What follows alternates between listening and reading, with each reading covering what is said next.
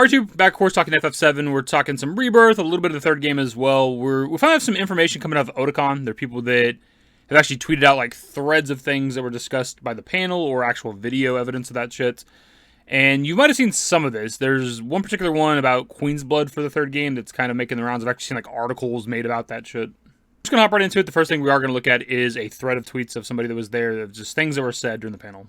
So first and foremost, shout out to Nightalize for this thread we're about to look at here. They say, John Bentley talking about how he got into character with Barrett, and he started crying since the scene with Diane reminded him of his dad passing in his arms in 2017, which then he received a standing ovation. I love this man so much. So of course we got to talk about any sort of like Dine, Barrett scene, anything like that in regards to interviews with John Eric Bentley, and that adds so much more weight to that scene now. Now, next time I play Rebirth and I get to the Dine segment, it's already a good scene. I've talked about it on the channel. That makes it worse, or like it worse in like a sad way that like John Eric Bentley's dad like died in his arms, like, and it's almost a similar thing that happens with like Dine and Barrett, right? That just makes it so much heavier. His dad passing is something that I don't know if he's ever talked about before in interviews, at least in regards to like the remake related stuff, because that's 2017, right? That's like pre-remake. And it makes sense why he's able to tap into like some really good emotional moments in the game. Like a lot of the actors like pull from like real life stuff, right? And of course, a parent passing is very emotional. But I'm glad the crowd gave him a standing ovation for that, and the fact that he like started crying about it when he's like talking about it, man. They're giving out prizes for answering questions, and there was like 2 people who raised their hand for this, laughing my ass off. And if you look at the question, it says, how many stamp timelines are there in FF7 Rebirth? We want the number and the identifying stamp for each. Answer 5. Beagle, Terrier, Pug, Shiba, and Spitz. I don't recall if we've ever talked about that last dog breed before. I feel like we have, maybe from either like Shinarg doing Ultimania translations or Audrey or something like that, and being like confused because it's a dog breed that I've never heard of. Obviously would have got this right outside of the dog breeds. We know how many timelines there are. Also, interesting that they use the term timeline. Not that it has like any actual significance, but it's just like it is in some way like an official FF7 thing using the term timeline. Though the question probably came from like the people holding the panel or whatever, the people who holding the convention. And I don't know who made the questions. It could have been somebody from Square Enix or some shit for the panel. I'm not entirely sure. They asked Hamaguchi if we will get a real Queen's Blood game, and he said they are currently making the new revamped version for the third title and hopes to share more in the near future. So this is the one that you might have seen even if you weren't keeping up with Otakon related shit. This is the one that was articles written about a new kind of revamped version of Queen's Blood going into the third game. Now, we've been teased before about the possibility of it coming back in the third game, and of course it will. I mean, we knew that with like Fort Condor, right? Fort Condor was pretty decently well received in the Yuffie DLC, and a lot of people wanted to see it come back, and it was there in some kind of smaller capacity in Rebirth. I don't know why they would create a minigame and not use it again. I don't know if we're going to see Fort Condor again in the third game, maybe, but with the overwhelming like popularity of Queen's Blood, there was no way it wasn't going to be in the third game.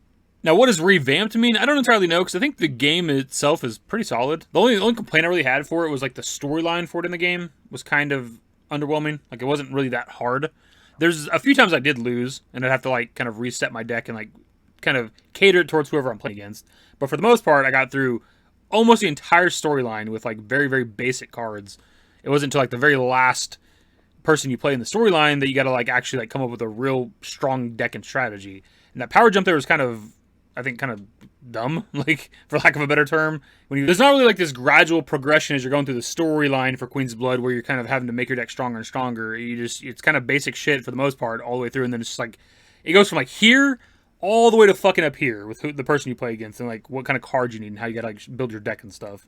Actually, one other complaint I had for the card game that I talked about on the channel a bit was being forced to go first all the time. Which somebody did point out that you can just pass your turn at the very beginning, which I never thought of. But back then, obviously I'm aware of that now, months later, but it's never occurred to me that just to pass your turn and make the other person go first, because you could build like kind of like a going second sort of deck. But at the same time, I just think that it should be out of your control. It's weird that you're forced to go first. I feel like there should be just a simple coin flip or rock, paper, scissors or some shit. I don't know. Something to decide who goes first. That's out of your control. That's pretty based on like years and years and years of playing TCG. Like that's how we decide. We usually roll a dice in like Yu-Gi-Oh! And stuff. And as for whether or not they're going to make like an IRL Queen's Blood game, like this is a question we've looked at a lot. That people have asked them a lot. I think they should as like a collector's item that you can buy, where they just like they print all the cards that are available in Rebirth, and you can just buy that and play with it. I don't think they should go the route of an actual TCG where you make booster packs and expansions and structure decks, because I don't know what the life would be on that, because it is very, very popular, but against people who played Rebirth, and that's not that many. I mean, that's literally like millions of people, but it's a very like niche market, right? It's only people that have played Rebirth that want to play like an IRL Queen's Blood game. That's not everybody that's played Rebirth. You know, it could be half, less than half, a little more than half. I don't know. You know, there's not like a huge market for that, where you could like have this like years and years long TCG. But if they just want to like print the cards that you can just buy and play with, yeah, cool. Actually, I guess one more thing about that particular tweet is at the end where he says that he hopes to share more in the near future. So I don't know what that means. I mean, I don't expect to see anything until like at least like the earliest like summer 2025, which is still not that far away. But near future is kind of interesting for Hamaguchi to say. And last up for this particular thread, they say, in closing statements, now Kitase said they have received lots of feedback on the last scene and says that he hopes we can stay in the realm of confusion for a little bit longer. Hamaguchi also said that he is truly happy to have attended Otakon. So obviously that's in reference to like the ending of Rebirth in terms of the confusion stuff. But you know, talking about being in the realm of confusion a little bit longer, again, going back to the previous one we looked at, Hamaguchi saying near future, kind of interesting wording. I mean, because if the game's like, you know, a couple years out still, why are we talking about, you know, just wait a little bit longer, wait, you know, the near future? Just kind of interesting. I'm not saying we're getting anything this year or whatever for part 3, though that'd be kind of nice. Just because I feel like in the past they've always like kind of talked about, hey, you know, we're still a ways out. Hey, we're, you know, wait till part 2 type shit or whatever when it comes to like remake to Rebirth. But they're talking about like the very near future and stuff a lot in this particular like panel. So I don't know, kind of cool.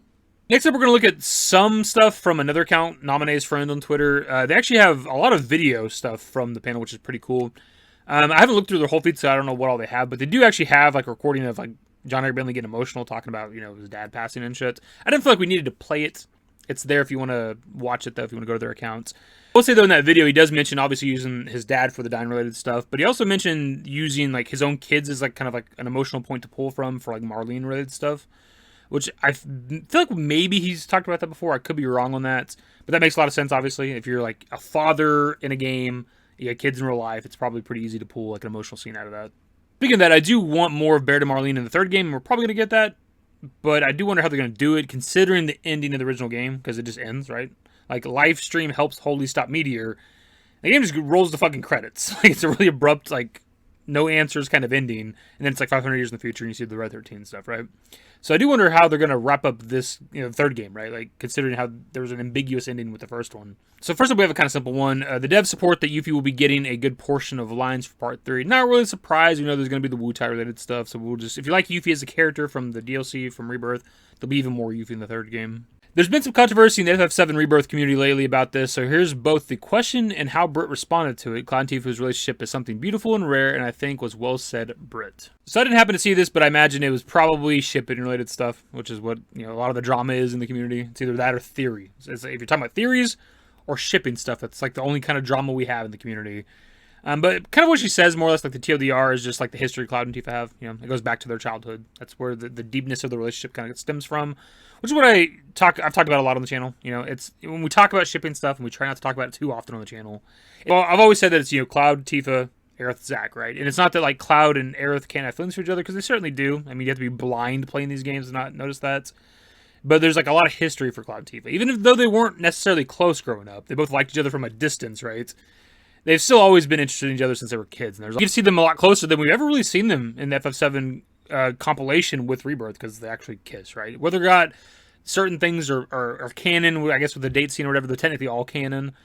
They almost kiss also in Gongaga, right? So there's like 2 times in the game where they almost kiss, right? It's pretty obvious, and like Zack's whole mission in the game is trying to save Aerith and all. I mean, come on. Like we know what the status of the relationships are. Like, fuck. I think it's more or less it for the video. Nominee's friend does have a lot more videos on their feed. If you want to go on their, like, the Twitter feed, I just didn't think that a lot of it was worth talking about in a video necessarily. But there's a lot more, and I don't know if that's all there is. I mean, I don't know how long the panel was. I don't know if there's another account out there that has like a string of tweets or thread or something talking about things that were said at the panel.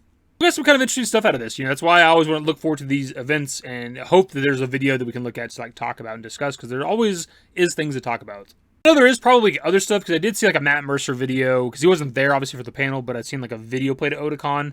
I don't remember where I seen that at. I don't think there was anything necessarily to talk about from it, but there is like other shit, I suppose, somewhere. But the video is kind of long, and it's getting kind of late here, so we just need to wrap it up. Anyways, that's the video. Subscribe to the channel if you guys are new, so in the description below. Follow me to Twitter-YT. That's it. Bye. Used to care what people thought, but now I care more, and nobody out here's got it figured out. So therefore I've lost all hope of a happy ending, depending on whether or not it's worth it. So insecure, no one's perfect, we spend it with no shame, we blow that like Coltrane, we in here like Logain, or leave it like Cobain.